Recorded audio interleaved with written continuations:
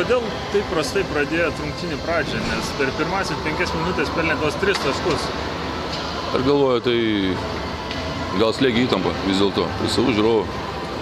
Galvoju, tai mums davė tokią neigiamą įtaką, paprasčiausiai viskas. Štai mes sunkiai. Paskui mes po biškai susitvarkėm su nervais ir aš manau, kad aplyginom biškai rezultatą.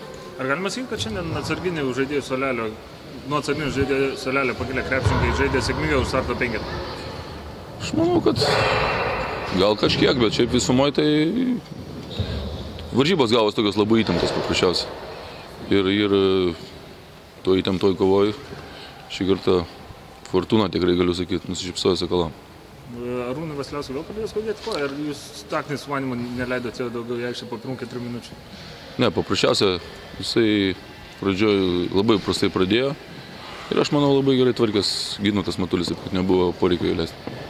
Treneri, aišku, vėl bus daugybė diskusijų dėl paskutinės atakos, kad reikėjo bauduoti, nebauduoti. Jūsų sprendimas buvo gintis? Aš nuo suolo šaukiau, kad reikia subauduoti. Buvo toks mano sprendimas. Aišku, gali spręsti tokį dalyką, kad vis dėlto 5 taškai subaudavus, gali žaisti pratesimą paprasčiausiai, jeigu mes 2 baudas. Nu, bet tokia mikraščia, aš manau, žaidėjai nevykdė tai viskas. Pasitraukimas iš taurės turnyro čia skausmingas smūgis ar tiesiog leis pasiruošti gerokai svarbesniem LKL ir BBL kovom?